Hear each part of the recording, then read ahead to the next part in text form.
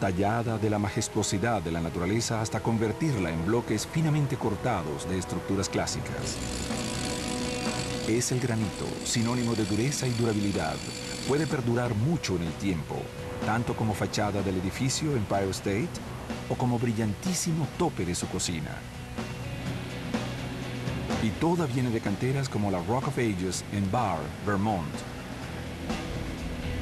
Con más de 500 pies de profundidad, la cantera es una de las más grandes del mundo, famosa por la calidad de su roca y lo inmenso de su yacimiento.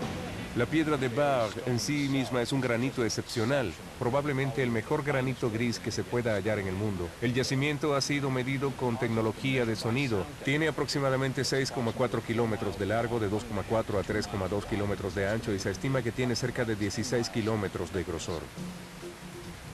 Esa es una torre de granito 36 veces la altura del Empire State Building.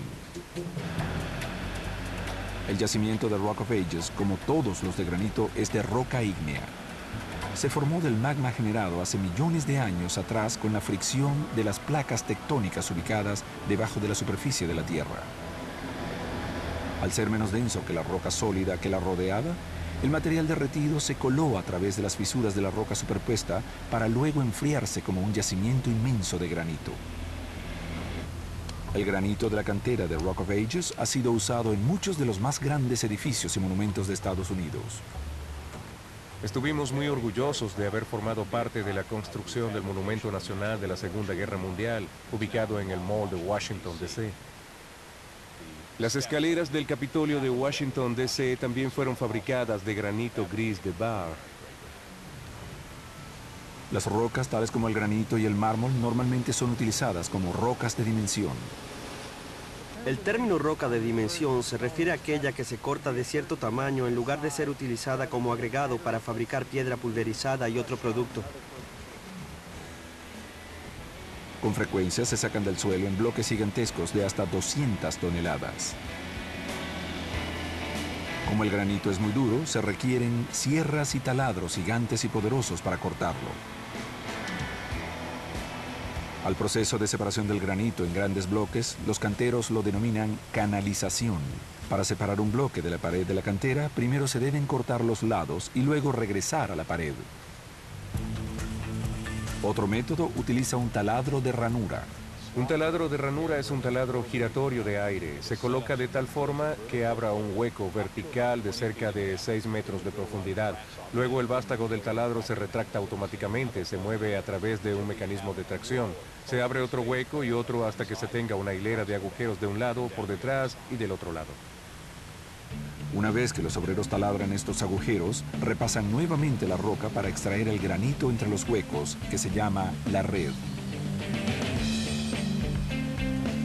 Pero luego viene la parte difícil. Tienen que separar la base sin destruir sus equipos. El proceso se llama corte sesgado. Consiste en taladrar una serie de agujeros en la base del bloque y termina con una gran explosión. Usamos cable para detonar. Usualmente otras industrias lo usan como fusible. Parece una cuerda gigante, está colocado en un carrete grande como un cable, se introduce a través de los agujeros con una vara de metal, pero cada otro agujero se amarra eléctricamente y para luego desconectarse a control remoto. ¡Fuego! Una vez sueltas, las losas son alzadas a la orilla de la cantera con grúas gigantes. La grúa más poderosa puede levantar la impresionante cifra de 200 toneladas a la vez de una cantera de 152.4 metros de profundidad. Bajamos el cable con una grúa y lo amarramos alrededor del perímetro de la roca. No lo colocamos por debajo porque no tenemos forma de levantar la piedra para colocar el cable. Así que enlazamos el perímetro, hacemos unas pequeñas muescas en las 4 esquinas de la piedra para ajustar el cable a manera de nudos corredizos, de manera que mientras más duro ale el bloque de piedra, más apretado está el cable. A continuación, el granito se lleva a una planta procesadora para ser pulido. Aquí es donde los trabajadores tallan las piedras de dimensión que se utilizan en nuestros edificios y casas.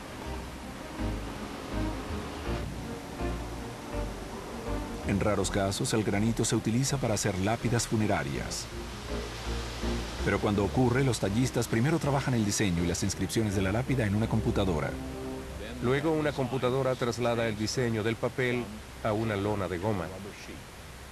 La lona de goma es adherida o pegada temporalmente a la superficie del granito mientras otras partes son cortadas con un patrón.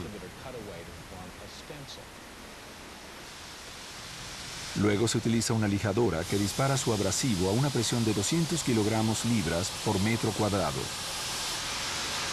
Hasta el granito cede bajo estas circunstancias. El abrasivo de hecho golpea la lona de goma porque puede absorber cierta energía, se desvía y rebota hacia afuera. Otra roca que resiste la prueba del tiempo es el mármol. Ya sea usada en grandes obras maestras como el David de Miguel Ángel o edificios clásicos como el Capitolio de los Estados Unidos o el monumento a Lincoln. Ha sido la preferida de artistas y arquitectos durante siglos. El mármol es una piedra muy deseada porque reúne dos condiciones importantes: la belleza y la fuerza. La mayoría de las canteras de mármol están sobre la superficie, pero la mina de la compañía Vermont Marble en Danby es la cantera de mármol bajo tierra más grande del mundo. La extensión del mármol aquí es de más de 1.6 kilómetros de profundidad por 25 acres de largo. El mármol es una roca metamórfica formada por la alteración de la dolomita o piedra caliza. Es tan dura que se utilizan cables de diamantes para cortarla. El diamante es una de las rocas más duras que existen y una de las suficientemente fuertes como para cortar el mármol. Los diamantes son colocados en un cable flexible. Se colocan en cierta secuencia y comenzamos con un resorte. Lo deslizamos en un cable. Luego usamos un espaciador. Entonces usamos una perla. La llamamos así porque es redonda y cara. Y tiene diamantes. Y colocamos otro espaciador, resorte, espaciador y una perla. Cuando las sierras del diamante se empiezan a mover, los trabajadores se mantienen a distancia en caso de que el cable se rompa. Es un trabajo muy peligroso. Tenemos que ser cuidadosos al estar parados, porque si el cable se rompe, uno podría ser golpeado con pedazos que saltan del cable a gran velocidad. Los trabajadores seleccionan solo la mejor calidad de piedra. Lo que estamos viendo aquí es la fachada del área del lado de la galería. La veta negra, gris y marrón que se ve allí es lo que llamamos una roca túnel. No es lo que estamos buscando. Este sí es el material que queremos.